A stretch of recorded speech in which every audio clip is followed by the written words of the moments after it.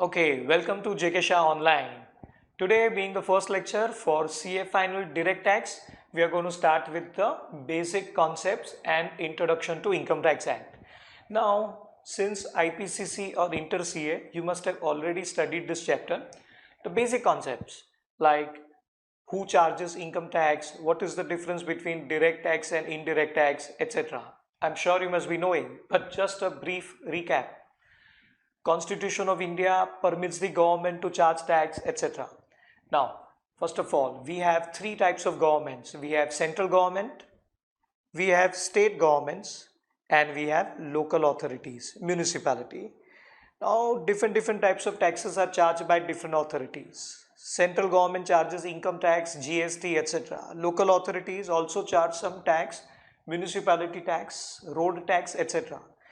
Now here we are discussing about income tax. So question is, who charges income tax? Income tax is charged by central government. Question, who has given authority to central government to charge tax?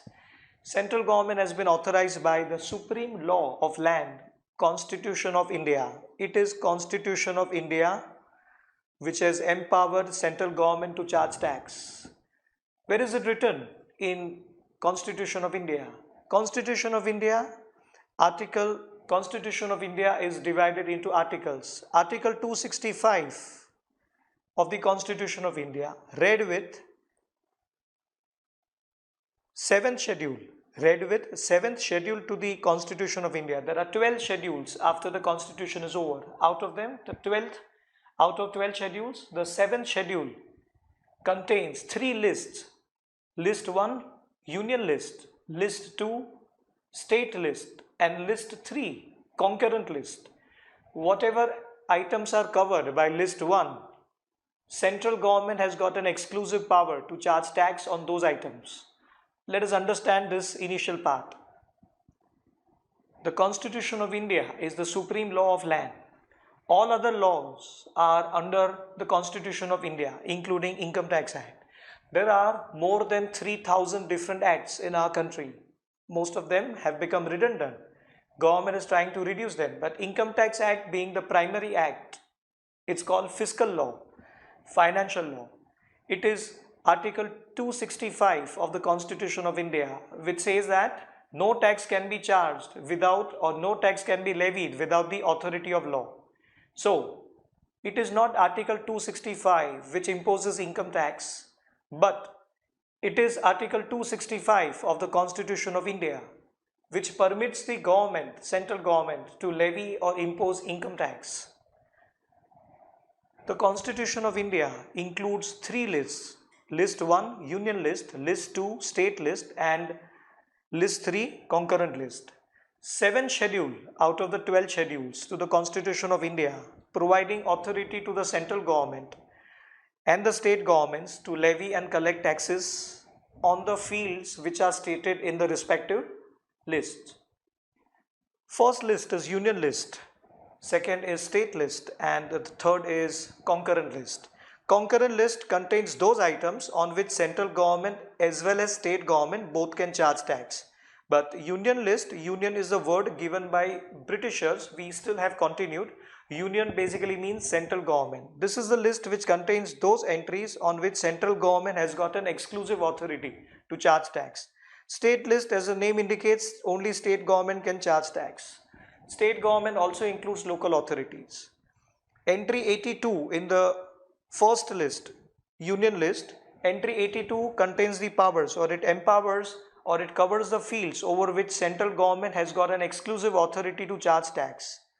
It says taxes on income other than agricultural income. Agricultural income cannot be taxed by central government, but just for the sake of your knowledge, agricultural income is covered by state list. State governments have the authority to charge tax on agricultural income. But unfortunately, none of the state governments have shown any guts to charge tax on agricultural income. Income tax cannot be charged by central government on agricultural income because of Constitution of India, entry 82, list 1.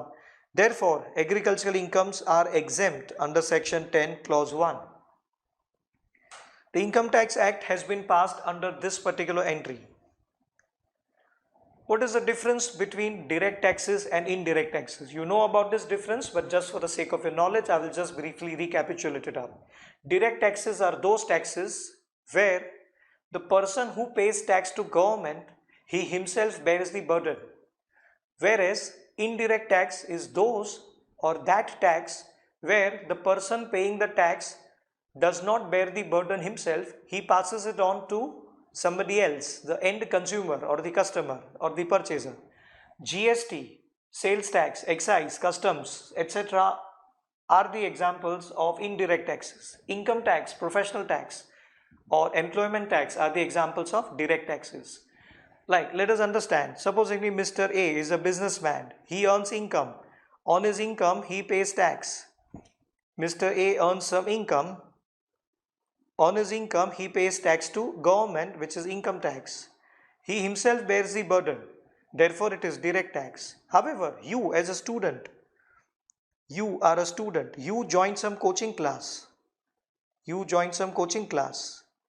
You paid fees to coaching class. Coaching class will charge you GST at the rate of 18%. And then coaching class pays it to government. Coaching class pays the tax to government. So, this is indirect tax. Why it is called indirect tax? You are being taught at IPCC or Inter-CA that person paying the tax to government, he passes on burden to somebody else, the customer. Therefore, it is called indirect tax. I would say it in a different way. I would not say that the tax is paid by coaching class to government and then burden is passed on to student. I would say that the tax is paid by student to government but not directly. Tax is paid, GST is paid by student to the government but not directly, routed through coaching class. The first student pays to coaching class and then coaching class passes it on to central government. Therefore, it is called indirect tax. Any which ways, you know the difference between direct tax and indirect tax pretty well. So, what is the difference between direct tax and indirect tax? A quick brush up. Tax paid by a person on whom it is charged. Tax paid by person on whom it is charged is called direct tax. For example, income tax, wealth tax, professional tax. Wealth tax is no more there. Whereas the tax paid by a person but is not charged on him. Tax paid by coaching class but the burden is not charged on him. Burden is passed on to the student, somebody else. That's called indirect tax. GST is the best example. With that, this video comes to an end. See you in the next video. Okay, now the next section is 115BB, my favorite section, winning from lottery, crossword puzzle, etc. This section applies, friends, to all assessee, individual, HUF, AOP, BOI, company, firm, LLP, but we know pretty well gambling, lottery, etc. generally is attributable to individuals. But it is applicable to all assessee. When we say all assessee, we mean to say resident, non-resident, anybody. Of course, non-residents are not allowed to purchase lottery tickets in India as per FEMA rules, but in case by chance. 6 types of winnings are covered. Winning from lottery, crossword puzzle, card game, or any other game of any sort. Any other game of any sort, friends, will include all TV programs or TV game shows. Kaun Banega Karodpati, KBC, who will be a millionaire, or Dance India Dance, that singing competition, Indian Idol, etc. All these things, they are all called games, online games or video games or TV games or radio games. Winning. But understand, when we say winning, we mean to say winning, literally. Winning means something which involves an element of chance, something which is won by chance and not by way of your talent. So KBC, that is Kaun Banega Karodpati, who will be a millionaire, that particular program, the person who wins, he does not win according to his talent. A person who wins dance show, he does not win according to his, only because of his talent. He wins because of public voting. He wins because of his appearance, because of his overall presentation. There are various factors. The format of all these TV shows is such that there is a public voting. So there is an equal element of or equal chance of winning to all the participants. It's not that the person wins only because of his talent. A less talented person may also win the show if public has voted for it. Any other game of any sort, mainly KBC, winning from races including horse race, or winning from any activity in the nature of gambling or betting. Gambling or betting. 6 types of winnings, A, B, C, D, E, F. Tax rate will be 30%, no expenditure, no basic exemption, no chapter 6 and nothing would be allowed, we know pretty well. Flat 30% tax rate, one of the highest of this chapter. This is the highest rate of this chapter. Out of these 6 types of winnings, TDS is deductible under 2 different sections, but not from all the winnings. First 4 winnings, winning from lottery, crossword puzzle, card game or any other game of any sort, these 4 winnings, TDS will be under section 194B at the rate of 30%. And in case if there is a winning from horse race, only from horse race and not from other races, then TDS will be under 194BB, 194B, and no TDS from other types of winning. Winning from gambling, betting or other races other than horse race, no TDS. You can please make a note of all the 3 types of TDS, B, BB and no TDS, 194 of course. First 4 types of winning, this. Why no TDS from gambling, betting? For a reason that incomes are taxable at 30%, but applying TDS is practically not possible. Supposedly I am the casino operator. You came with 1 lakh rupees and you purchase the chips. I have a huge casino, 1200 people can play at a time. Out of 1200 people, there are 10 cashiers. I am one of the cashier. You purchase chips worth 1 lakh rupees. At the end of the day, you came to encash chips worth 3 lakh rupees. So when somebody comes to me at the end of the day, when casino is about to be shut or closed down, at that time you came to me exchanging chips worth 3 lakh rupees. Well, I don't know whether you have won or you have lost. Maybe you came with 10 lakh rupees and now you are taking 3 lakhs back. That means you suffered a loss of 7 lakh rupees. So I don't know your winning amount. It's practically not possible for me to apply TDS. Therefore, no TDS. Otherwise, TDS is applicable at the rate of 30%. Winning from other races like camel race, etc. will be taxable at 30% rate, but no TDS therefrom. This section is important from exam perspective, institute's favorite section. Questions have come couple of times. And this section would be repeated twice in TDS chapter, once under 194B, second time under 194BB. With that, this video comes to an end. See you in the next video. Okay, now welcome to Chekisha Online. Today we are going to start with a new chapter, chapter 12A. Chapter 12A is about NRI taxation or taxation of non-resident Indians, NRI. Now in this chapter, which is common between paper 7 and paper 6C, this chapter runs into 7 sections, section 115C till section 115I. But if you observe, I put a dash in the last alphabet in the last section 115-I. Why the dash is to be put? You know it pretty well. The previous chapter that we discussed was chapter 12, special rates of tax. On the similar lines, we have chapter 12A, but applicable only to NRI. Now before we proceed further, let me tell you that there are 2 types of non-residents. Only non-resident, non-resident Indian. So this chapter is applicable only to NRI. For example, Bill Gates is only non-resident. But if I become non-resident tomorrow, then I will be called as NRI because I am an Indian. Similarly, for you also, you are also an Indian. So you will also be called as NRI. Chapter applies to people like you and me becoming non-resident.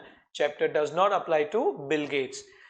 Okay, now what exactly we are going to discuss in this chapter?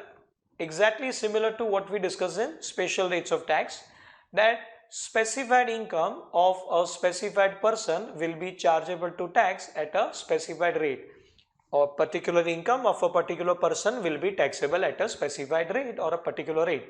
3 things to be understood: which income of which person at what rate. Friends, here the middle thing is very common, that is a specified person. That's very simple. That this chapter is going to be applicable to NRI, non-resident Indian. 2 types of incomes are covered under this particular chapter, just like previous chapter. Which 2 incomes? Number 1, income which is called investment income. Investment income arising from any foreign exchange asset. Investment income from foreign exchange asset, forex asset I call it as. Well, investment income from foreign exchange asset will be chargeable to tax in the hands of NRI at a flat rate of 20%. And second income, there are only 2 incomes covered by this chapter. Second income is LTCG, long-term capital gain, and we know pretty well here also, just like previous chapter, indexation benefit will have to be compromised. Indexation is not called as indexation. Indexation is called as benefit of second proviso to section 48. LTCG arising on transfer of foreign exchange asset.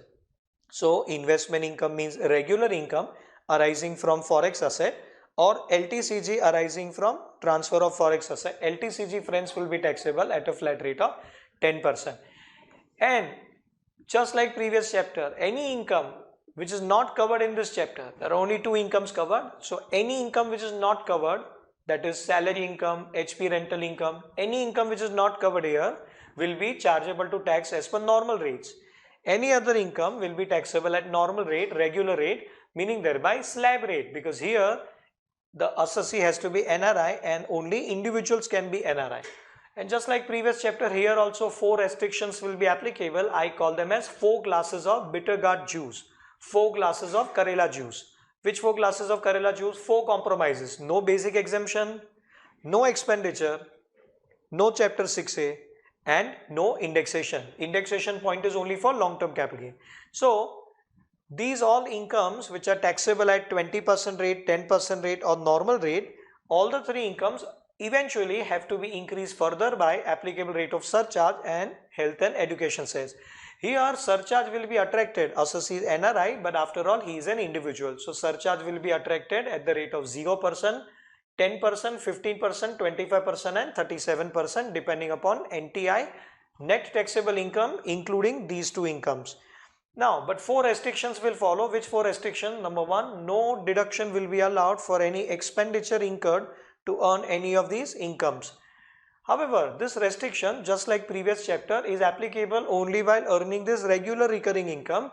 This condition or this restriction does not apply on expenditure incurred for transferring the asset, like transfer expense like brokerage, stamp duty, registration fees will all be allowed to be deducted. Second restriction will be no deduction will be allowed under chapter 6A. Next is no basic exemption limit will be allowed and no indexation will be allowed. Okay, so these 4 benefit, technically speaking, here in this slide, single slide only, technically the whole chapter comes to an end. Yes. Now what exactly is it? Let me tell you. I'll tell you. Now in this chapter, whatever terminologies are used, those are defined in the very first section. The very first section which we are going to discuss, 115C defines NRI, definition of NRI, who the assessee should be. Secondly, definition of foreign exchange asset, section 115C, foreign exchange asset. Okay, third is the definition of long-term capital gain, 115C, 3 definitions, and fourth definition is of investment income. So very first section provides 4 definitions which we will be discussing. The rate of tax for these 2 specified incomes are governed by section 115E. 4 restrictions that we discussed, 4 restrictions which I erased right now for the sake of simplicity and understanding. 4 restrictions are governed by section 115D. 115C provides definitions, 115D provides 4 restrictions, 115E talks about rate of tax, 115F talks about exemption from capital gain. That is the only extra section which we have yet to discuss. This is similar to exemption available under section 54EC. What is it? We will discuss similar to 54EC. Next is 115G. 115G we already discussed in the previous chapter. ROI not required if 2 conditions are fulfilled. Same 2 conditions. Number 1, no other income other than these 2 incomes, and number 2, TDS has been correctly deducted at source from these 2 incomes. And last 2 sections are 115H and 115I. They talk about something different.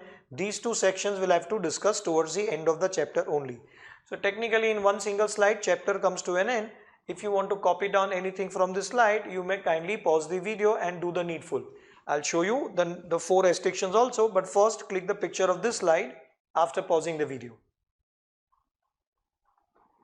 Now these 4 restrictions, these also you copy them down. These are given in section 115D. 115D. Okay, now coming back. Now the question is, moot question is that here only one person is covered, NRI, and that too only 2 incomes are covered. Any other income of non-resident Indian, NRI, which is not covered by this chapter will be chargeable to tax as per normal rate as we discuss here. However, mind you that this chapter is very much similar to chapter 12, but what is the difference between chapter 12 and chapter 12A? Whatever is given here could have been included in the previous chapter also, chapter 12. Previous chapter we discussed in the form of table, in a tabular form. where there were 17 sections, these sections 115C, D, E could have been included there only. Answer, there is a small difference between this chapter and the previous chapter. The small difference is that previous chapter was mandatory. For example, 115BB, winning from lottery, 30% flat rate. Assessee did not have an option to switch over to normal provisions, compulsorily 30% tax. So and so is not applicable here. In this chapter is totally optional, meaning thereby NRI on a year-to-year basis may select the option. Either you would want to go for normal provisions of the Income Tax Act or the special provisions of Chapter 12A.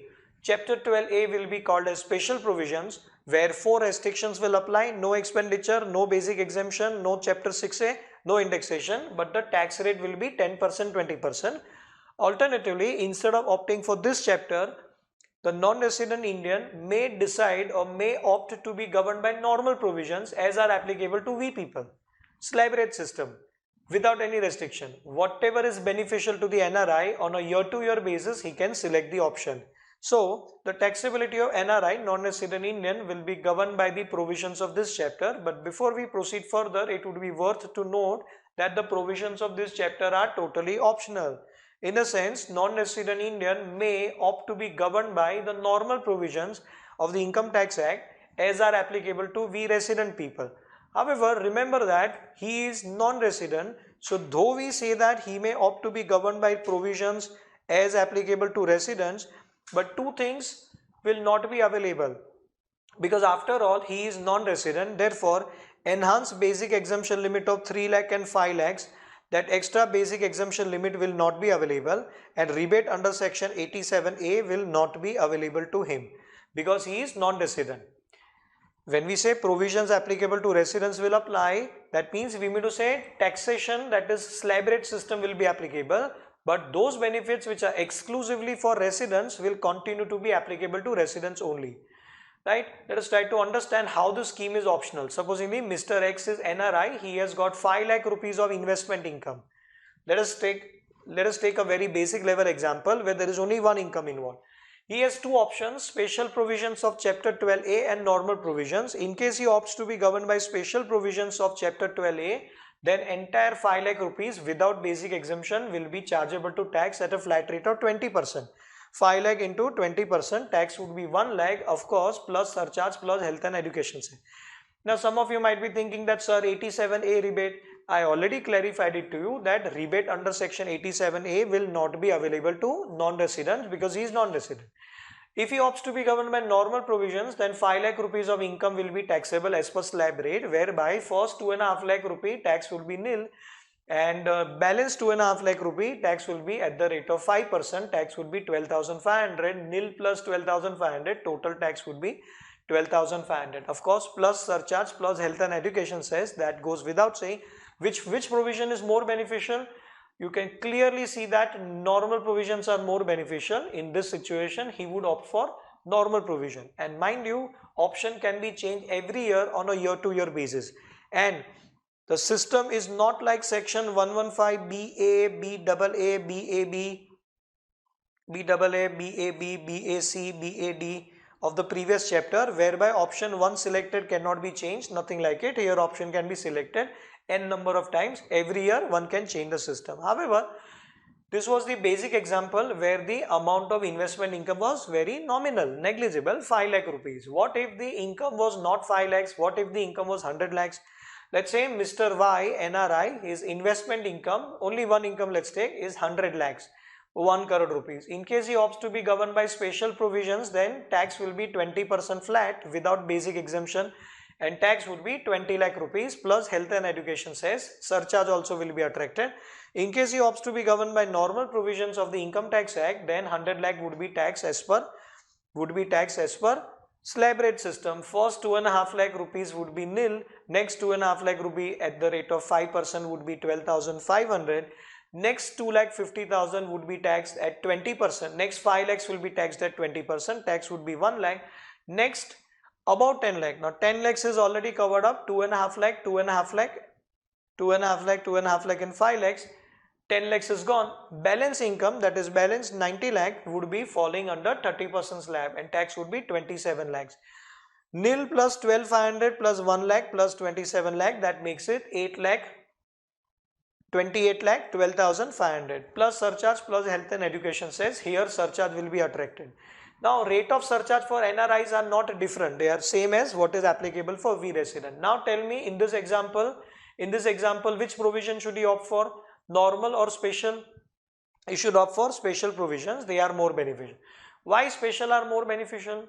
In the previous example, normal provisions were more beneficial. Why normal were more beneficial? Because of availability of basic exemption limit of first 2.5 lakh and because of availability of 5% tax slab in the next 2.5 lakh.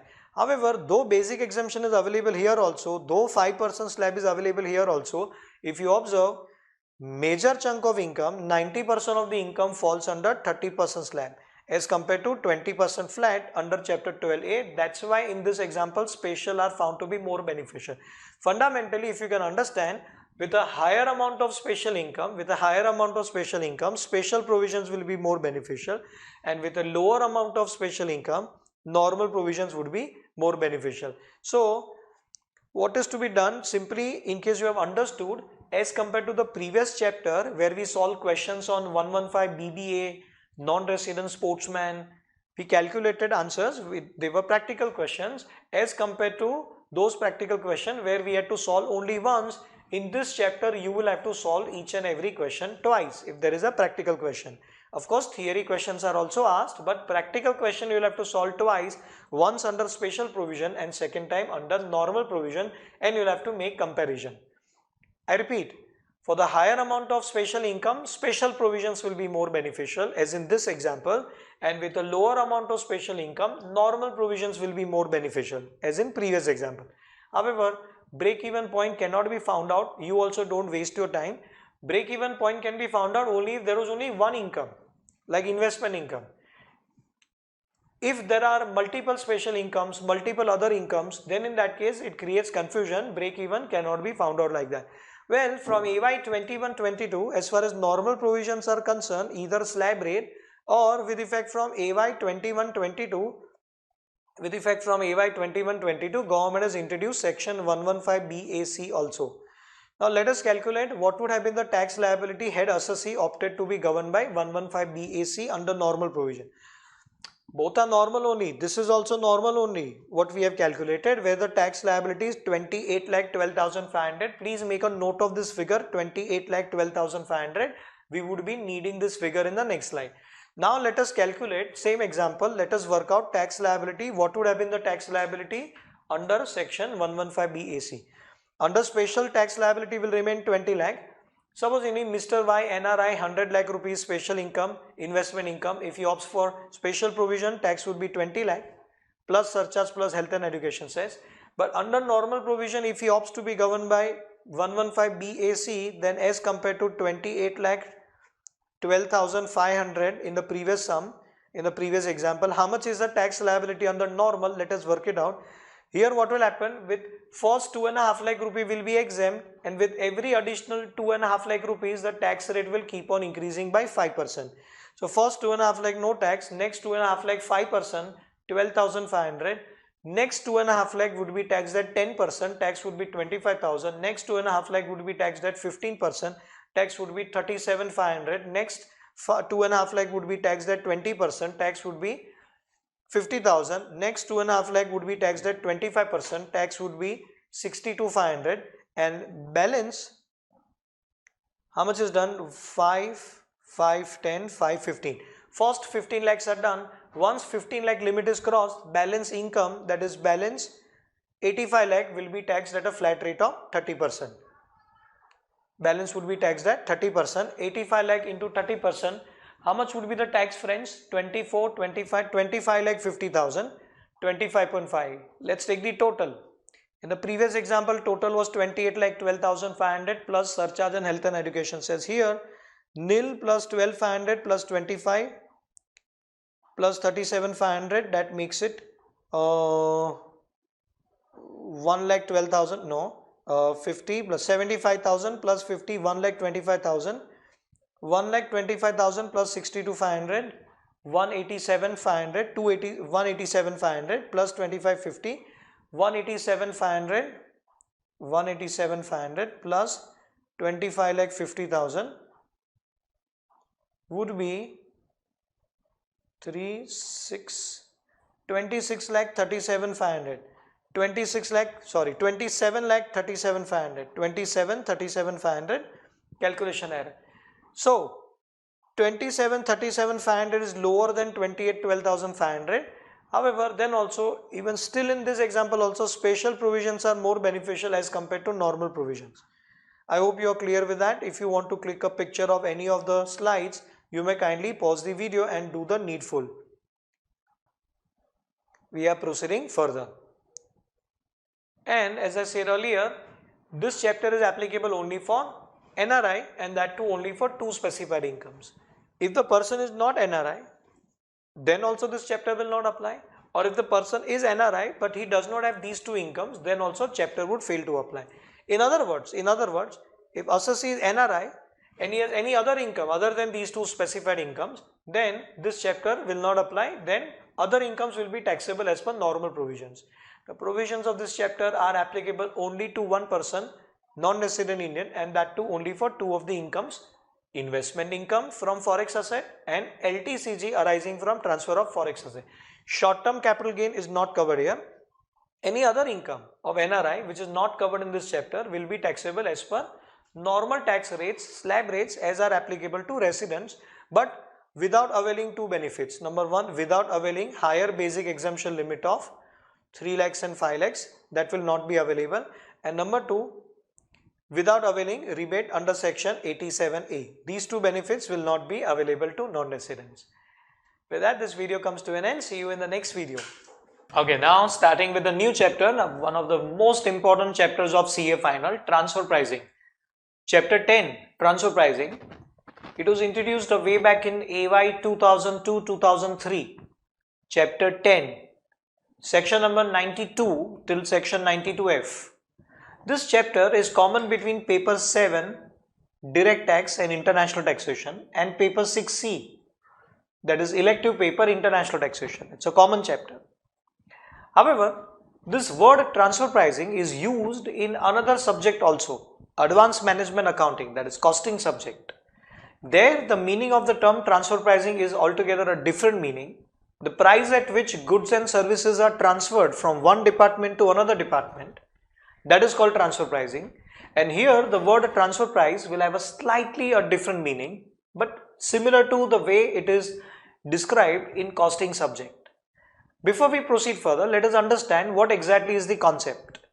This chapter is applicable in international taxation. It's a part of international taxation. This chapter is applicable with regards to multinational groups or multinational companies or international groups. Foreign companies, simple language, foreign companies entering into Indian markets, using our cheap resources, cheap land, labor, water, electricity. However, these foreign companies are most welcome, but foreign companies, when they come to India and deal with people in India, they transact with Indian people, but at the end of the day, they make huge profits, but they don't pay taxes in India. These foreign companies manipulate their books of accounts and suppress their profits. They either show losses or show negligible profits in India in spite of having earned huge profits. Let us understand, 1991-92, Manmohan Singh was the finance minister. P.V. Narasimha Rao was the prime minister, one of the best prime ministers India has ever got, and one of the best finance minister, a perfect combination. During that time, India was on the verge of going bankrupt. India was on the verge of reporting bankruptcy. World Trade Organization and World Bank bailed us out. World Bank gave a huge loan, they bailed us out.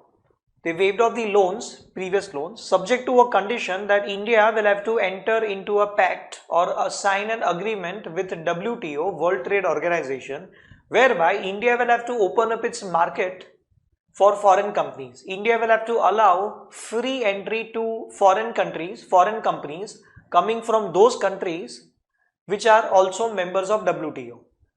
For example, USA is a member of WTO. India will have to become member of WTO in 91-92, and since India becomes member of WTO, India cannot impose much of restriction on US companies wanting to come to India. US companies will be given free entry to India and Indian companies will be given free entry to USA. During those days, India had no other option but to sign that agreement. Manmohan Singh, finance minister, along with PV Narasimha Rao, they took a bold decision and they signed that agreement. I would not say it's a bold decision because we were compelled to do so. Any which ways, it was expected that India has already gone bankrupt. What else can go wrong? Even if foreign companies come down to India, it could not have been worse than what India was already passing through. Therefore, we took that bold step and allowed the foreign companies to come to our Indian local markets. Now these foreign companies started coming to India, but at the same time Indian companies were given entry to foreign countries. Surprisingly, Indian companies outperformed. Indian companies really improved. Heads off to them. Companies like Tata, Reliance and various other companies, they outperformed. They did beyond what they could do. Even Bajaj motorcycles, Bajaj, Hero, Kinetic, many companies, Kirloskar.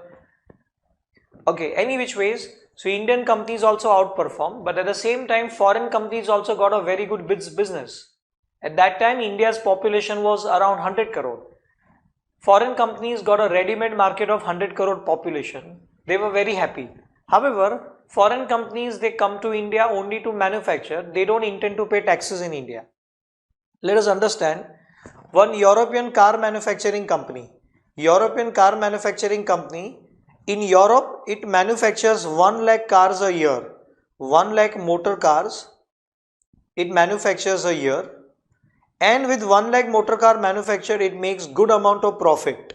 Europe, which is one of the most expensive place of the world, where the prices of property are touching skies. Property prices are very high, labor is also very high. In countries like Europe, by manufacturing only 1 lakh car a year, if the company is making profit, when the same company comes to India and it manufactures 10 lakh cars, that is 10 times of what it manufactures in Europe. 10 lakh cars. India is a country where factors of production, that is land, labor, electricity, etc., water is available at a very negligible rate. At least definitely 1/10 of the cost in Europe, 1/10, and the production is 10 times than in Europe. You know about it, the Chinese strategy, economies of large scale production. You produce in a larger quantity, your fixed cost gets diluted. Fixed cost, which is already low in India, instead of 1 lakh car, it gets divided by 10 lakh cars. The cost of production per unit reduces tremendously. With 10 lakh cars produced in India, country like India, where the factors of productions are damn cheap, the company should be making bumper profit. Forget about profit, it should be making bumper profit, but instead of bumper profit, these foreign companies were reporting losses. They were reporting losses or were reporting negligible profit. So it became a matter of doubt whether these companies are really making low profit or something is going wrong. Indian government thought that these foreign companies have just come to India, they will take 2-3 years time to break even. 91, 92, 93 somewhere we signed a pact with WTO. Foreign companies started coming to India from the year 1994. Hyundai was one of the first companies. Hyundai, Daewoo, they were the first companies, they were car manufacturing companies. Now auto sector companies came to India and they were showing losses. 1994 these foreign companies came to India. 1995, 96 they started manufacturing. 96, 97, 98, 99 for almost 3-4 years they kept on showing losses or negligible profits. Government of India took a lot of time to understand what is going wrong. We were puzzled. We had a big question mark on our face that why none of the foreign companies are making good profits in India. Then we inquired, we set up a committee to inquire about it, and then we studied international taxation. Earlier for us, world used to mean India, Pakistan, Nepal, Bangladesh, Sri Lanka. Our world used to come to an end. Our orbit was only that much. The sky expanded for us. In 96, 97, 98, 99, we set up a committee to study international taxation. And then we came to know that these foreign companies which are coming to India, they are making huge profits. They are making profits, but they are manipulating their books of accounts and showing negligible profits. What exactly these foreign companies were doing? Let us try to understand that. These foreign companies, they would evade taxes in India by manipulating books of accounts. How? Let us understand. For example, there is this international group or multinational company called XYZ Group. This group already has a presence in a tax haven country, UAE, Dubai. They already have a subsidiary company in Dubai called Y Limited in Dubai. This company is into selling the products in Dubai local market. This group was invited by our government to set up some unit in India also. Accordingly, this group XYZ set up or floated one subsidiary company X Limited in India. X Limited was set up only to carry out manufacturing. This company would manufacture each unit at 10 rupee per unit. Cost of production was 10 rupee per unit. The ideal selling price would be 110 rupee per unit, and thus Indian company X Limited, and that time tax rates were 30%.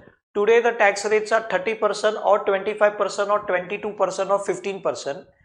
Now the rates have slashed down, but that time tax rates were as high as 30%. This company would make a profit of 100 rupee per unit, and per unit tax at the rate of 30% would turn out to be 30 rupees. But this company, this group has floated this company X Limited in India only for the sake of manufacturing in India. There was no intention of selling the product in India. This product is actually meant to be exported to Y Limited in Dubai. This product would be sold in local markets of Dubai. Ignoring any transportation cost or any incidental duties, import duties, etc., this product is manufactured by X Limited, but it is to be exported to Dubai. It is not to be sold in the local markets in India. Ignoring any transportation cost and other duties, whatever is the selling price for Indian company X Limited, namely 110 rupee, same becomes purchase price or cost 110 rupee for Dubai based company Y Limited, ignoring any transportation cost, ignoring any incidental duties, for the sake of simplicity in understanding this example. This product is imported by Dubai based company Y Limited for 110, and it is sold also in the Dubai market at 110 only. This product cannot fetch a price of more than 110. Profits reported by Y Limited in Dubai would be nil. Tax payable in Dubai would also be nil. Two reasons tax would be nil. Number one, profits are nil, therefore taxes are going to be nil. And second reason, Dubai is a tax haven country, that is UAE is the country, United Arab Emirates. Again, tax is nil, taxes are nil, income is also nil, therefore tax payable will be nil. This is what should have happened. This is what is the scenario. However, this multinational group, since the product is going to be dealt with between two sister concerns X Limited and Y Limited, or two group companies, they can easily manipulate the data. So what they would do, since the product is to be sold or exported to sister concern only, Y Limited only, they would not record the sales in the books of accounts of X Limited. They would not record the sales at 110. They would manipulate. What they would do, let us understand, they would manufacture in India for 10 rupee per unit, but would not sell it for 110. Sales would also be recorded at 10 rupee only. In the books of accounts, it can easily be manipulated. The profit shown in India would be zero. Profit shown would be zero, and accordingly tax at the rate of 30% would also be zero. Ignoring any transportation cost and incidental duties, whatever is the selling price for Indian company, 10 rupee, that becomes the purchase price for Y Limited in Dubai, 10 rupee. And Y Limited would sell it for 110 in Dubai and would earn a profit of 100 rupee per unit. Tax payable will be nil. If you can understand what exactly these people have done is that earlier the profit per unit, Indian company 100 rupee, Dubai based company nil, profits were 100. Now also the profits are 100 only, Indian company nil profit, Dubai company 100 rupee per unit, profits are still 100. Profit figure has not been changed. It was 100 plus 0, now it is 0 plus 100, it is still 100. But there is a drastic change in the tax liability for the group as a whole. For the group as a whole, the tax was going to be 30 rupees in India, nil in Dubai. The total tax was going to be 30 rupees per unit. Now the tax is nil in India, nil in Dubai. Total tax is nil. Earlier, net of tax, they were going to receive or retain 70 rupee profit per unit. Now net of tax, it becomes 100 rupee. Well, at micro level, you may not realize the impact. 30 rupees, very small amount. Take it from me. No, it's not like that. At international level, at macro level, it makes a hell lot of difference. At macro level, it makes a hell lot of difference. A company called Nokia, which is almost shut down now, taken over by Microsoft. Nokia, once upon a time when it entered Indian markets, is a Finland-based company, European company, Finnish company. Company from Finland called Finnish company. The way company in India is called Indian company, company from Finland is called Finnish company. It was Finnish company, now it is finished company, almost finished. Now this Nokia was earning 10,000 crore rupees in India, 10,000 crore rupees. That was the profit figure, 10,000 crore. Now out of 10,000 crore, tax at the rate of 30%. I know it's a foreign company, tax rate should be 40%, but these people would float a subsidiary company in India and subsidiary company's profit would be taxed at 30%. 3,000 crore should be the tax. 3,000 crore. This company Nokia used to manipulate so much, it used to show a negligible profit in India, 100-200 crore. They used to evade a huge chunk of tax. 3,000 crore worth of tax is evaded by, I am not even considering surcharge and health and education cess. Pure tax amount, 3,000 crore one company evades. There are 3,000 foreign companies. A huge amount, around 3 lakh crore rupee worth of tax was getting evaded every year by these multinational companies. 3 lakh crore rupees. That is an estimate. Any which ways, coming back, so at micro level it may not make a difference, but at macro level it makes a hell lot of difference. Keeping the profit intact for the group as a whole, company-wise profits has drastically changed. For Indian company, profit has come down to, from 100 rupee per unit, it has come down to, dropped down to 0. And for Dubai-based company, from 0 per unit, profit has shot up to 100 per unit.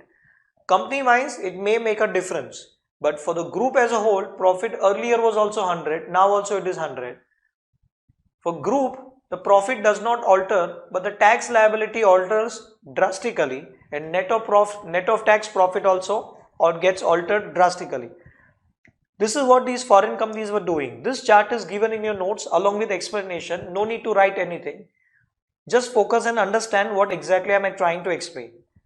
So, this is what Government of India understood. It took a lot of time to understand what these people are doing because we were very introvert. We people, Indians, were very shy and introvert. We did not understand the tax planning strategy or tax evasion strategy, I would say, followed by these companies. These people had to be stopped. Of course, these people are most welcome to India. They bring precious foreign currency for our country. They provide employment to our unemployed people. India was facing an acute problem of unemployment. This unemployment problem got sorted out to a large extent because of foreign companies coming to India with huge investment. Foreign companies are most welcome. We need them today also. Not only in 91, 92, but even today also we need them. However, if they don't pay taxes in India, they manipulate their books of accounts, they manipulate their profits and don't pay taxes in India at the appropriate rate, and that is not an acceptable practice. These people had to be stopped. The existing provisions of the Income Tax Act were not capable enough to stop this tax evasion practice. What did we have? Why this chapter? Question is why this chapter was introduced from AY 2002-2003, chapter 10. The reason was that the existing provisions, we had two things. We had section 40A subsection 2. 40A subsection 2 stated that PGBP chapter, in case you recollect from IPCC Inter CA, then any person makes more than FMV, any person makes payment to relative or a substantial interest holder. Excessive payment, 40A2 was disallowance section, disallowance of excessive payment to a relative or a substantial interest holder. Excessive payment to substantial interest holder or a relative would be disallowed. 40A2 applies only on excessive payment. In this example, as you can see, there is no payment. Indian company is not making payment to anybody. It is selling at a cheaper rate, less than market value. So 40A2 was not capable enough to cover up such situation. This is not a situation of payment. 40A2 applies only on excessive payment, and here Indian company is not paying to anybody. It is not paying more than market value. It is selling at a cheaper rate. And secondly, 40A2 would apply only for transactions with relative or substantial interest holder. These two people, X Limited, Y Limited, are neither relative of each other, nor are they substantial interest holder. They are not holding a single equity share in each other. Therefore, they are neither relative nor substantial interest holder. 40A2 would drastically fail. Second thing which we had in Income Tax Act was clubbing provision. Clubbing. Section 60 to section 64. 9 situations. We had 9 specific situations covered in this chapter, clubbing. These 9 situations mainly used to roam around, or it used to be applicable only for individuals, mainly for individuals and HUF. These 9 situations failed to cover up transaction between two companies. Clubbing provisions also could not be applied. A need was felt accordingly to introduce an altogether a different set of provisions. Accordingly, in Income Tax Act, Chapter 10 was introduced from AY 2000 to 2003. I hope you have understood why this chapter was introduced. What exactly will happen in this chapter? What will AO do? Let us try to understand this. What exactly AO will do under this chapter? First of all, what AO will do is that AO will find out the FMV of this transaction. This product is sold at 10 rupee. The price at which the goods and services are dealt with or transacted between two group companies, two related parties, X Limited, Y Limited, that particular price is to be called as transfer price. This is transfer price. Transfer price. I hope you have understood this. This transfer price will be rejected by AO. AO will reject this, and AO will substitute this 10 rupees selling price by its market value. What is the market value? Market value, FMV we call it as, supposingly is 10 rupee, sorry, it is 110 rupee per unit, 110. What will AO do? AO will reject this actual transfer price of 10 rupee. This 10 rupee would be rejected by AO. AO will reject this 10 rupee, will substitute it by 110 rupee, the market value, and recompute the profit. Cost remains same, 10 rupee per unit. Selling price from 10 rupee per unit has become 110 rupee per unit. And now new profit will be calculated by AO, 100 rupee, on which tax will have to be paid by foreign company having subsidiary in India, X Limited. X Limited will be compelled to pay 30 rupees tax compulsorily. If required, penalty will also be charged on them, plus interest will also be charged on them. So what AO will do under this chapter will be, AO will reject the actual transfer price and will substitute it by its FMV and recompute the profits, and Indian company X Limited or the group company of XYZ group, they will be compelled to pay the tax in India, and if they are not ready to pay tax in India, they will be compelled to pack their bags and go back to their home country. Initially, India was not in a position to dictate its conditions. We had to join our hands and bow down. We had to literally beg for money. We were not capable enough to dictate our conditions. However, over a period of time, we realized that India is very much in demand internationally. Many foreign companies are dying to come to India for various reasons. Accordingly, we realized that if one company goes from India, one company packs his bags and goes back to his home country, doesn't matter, we will not suffer any loss. Now we have an edge over others. If one company goes, another company is already standing in a queue dying to come to India. Foreign company Daewoo, Korean company, came to India to manufacture cars. Daewoo. Thereafter Hyundai came. Later on Honda and Toyota also came. General Motors came. Ford USA also came. Six foreign companies have already come. Then Kia. Then many other companies came. You know the names. Any which ways, but all these companies are welcome to India, subject to condition they will have to maintain transparency in their financial affairs and pay taxes in India.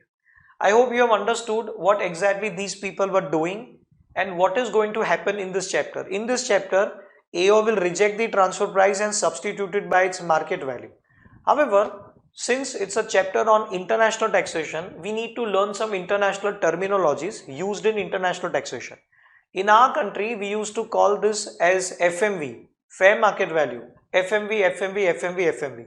However, it is not to be called as FMV. There is a specific terminology which Income Tax Act was the first act to introduce and use that terminology, called arm's length price. It is not called as FMV.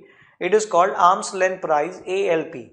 Now this word ALP is frequently used in other acts also, including Companies Act, SEBI also uses. Even in other subjects, audit also, you will have come across this word ALP. ALP word was introduced, or this phrase was introduced by Income Tax Act for the first time. Any which ways, second terminology to be understood. What is the relationship between X Limited and Y Limited? In our country, we used to call X Limited, Y Limited as sister concern or group companies. However, internationally, there is no such word called sister concern or group company. Either they are called as related parties, or a better terminology, they are called as associated enterprises. Second term to be learned here is associated enterprise, AE. Okay, so in this chapter, if there is a transaction between associated enterprises, related parties, then only this chapter applies. According to this chapter, AO will reject the actual transfer price, will substitute it by ALP and recompute the profit and charge tax. What we are supposed to learn in this chapter is mainly two things. As a first part of the chapter, we need to understand under what circumstances these two people will be called as associated enterprises. When will these two people be called as associated enterprises? Because chapter is applicable only if these two people are associated and not otherwise. If it is a normal export transaction, supposing the Reliance Industry is exporting to Y Limited in Dubai, Reliance Industry India, Y Limited Dubai, they are not related at all. They are just, Y Limited is just a regular customer, a normal customer for Reliance Industry. Then this chapter wouldn't apply. This chapter does not apply in each and every export transaction. Chapter is applicable only when it is an international transaction between two associated enterprises. So when will they be called as associated? That we need to understand. And second thing, the most important part of this chapter on which most questions come is that how to compute this ALP. In this question or in this example, I took ALP to be 110, readily provided to you 110, but how to compute that? There are 6 methods to compute arm's length price. Different method in different situation will apply. 6 methods to compute arm's length price. Which are these 6 methods, what are their names, and what is to be done in those 6 methods? That is what is the key chapter or key part of this chapter. However, that thing we will discuss later. Right now, starting with the chapter, whatever is stated here in this example, everything is covered in your notes. Same example, both the example, one by one, 2 diagrams are there. You don't need to copy anything. Same example and same explanation is also provided. So why this chapter was introduced? Introduction. This chapter was introduced in AY 2002-2003 financial year 1-2, basically to curb down, or curb means cut down the tax evasion practices followed by multinational groups having presence in India. These multinational groups would normally come to India. They would transfer, what these people used to do, they would shift or transfer their taxable profits. What these multinational groups do is that by manipulating books of account, they transfer or shift their taxable profits which are earned in India, they transfer it to some other country, such a country where either there is no tax or it is a country where the tax rates are lower than prevailing in India, so that the overall tax liability of the multinational group internationally as a whole, for the group as a whole, tax liability would come down. Overall tax liability of the group as a whole at international level would come down. That is what they were doing. The existing provisions under the Income Tax Act were not capable enough to cover up this situation. Existing provisions of the Income Tax Act prior to introduction of this chapter were not capable enough to cover up this situation. What did we have prior to this chapter? Prior to this chapter, we had two things. 48 subsection 2. Excessive payment to a relative or a substantial interest holder would be disallowed, provided it is payment, excessive payment to relative or substantial interest holder. This wouldn't apply to situation that we just discussed. 40A2 would apply only on payment, and that too only when payment is made to relative or substantial interest holder. Would not apply when the transaction is with a person other than relative or substantial interest holder, when the transaction is with a group company, or when the transfer or when the transaction is not of payment, transaction is of receiving income. Clubbing provision, section 62, section 64 was also not capable enough because it was basically revolving around individuals, and HUFs would fail to apply. There are 9 situations in clubbing chapter. Clubbing, I hope you recollect from IPCC Inter CA. Remuneration of spouse, asset transfer to spouse, asset transfer to son's wife, asset transfer to any other person for the benefit of spouse, asset transfer to any other person for the benefit of son's wife, income of minor child, etc. Most of these situations were revolving around individuals. This chapter, accordingly, a need was felt to introduce a stronger provision. Accordingly, this chapter was introduced from AY 2002-2003. We have a question based on this. A general question was asked long back, why this chapter was introduced, what was the objective of government. Let's come to that question. Let's discuss that question. Come to question number 4 in your question answer sheet. Question number 4, which was asked in November 2005, that is during the initial stage. Please come to question number 4. It says, what is the legislative objective of bringing into existence the provisions relating to transfer pricing? Objective means intention. What is the intention, or what was the reason for bringing this chapter? Legislative objective means objective of the legislature. Legislature means a person who drafts the act, person who enacts the act, person who incorporates the provisions. In our country, it is the parliament which is the legislature, which introduces the act or which introduces the provision. What was the intention of government or parliament? The answer, intention was to curb down the tax evasion practices followed by multinational groups having presence in India. These multinational groups, they come to India, they are most welcome, they bring precious foreign currency to our country, they provide employment to our unemployed people. But at the end of the day, by manipulating their books of accounts, these foreign companies were found to be evading taxes in India. This tax evasion practice was not acceptable. To curb down or to cut down the tax evasion practices followed by these multinational groups at a large scale basis, a need arose or need was felt to introduce a stronger provision, because existing provisions were not capable enough to cover up such situation. Existing provision means existing provisions prior to introduction of this chapter.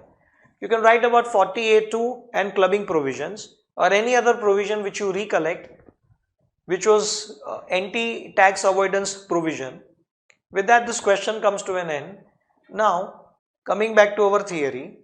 So, that was the clubbing provision and 40A2 were the existing provision. A need was felt to introduce a stronger provision. Therefore, this chapter was introduced. With that, this introductory video comes to an end. See you in the next video with some more theory and more questions.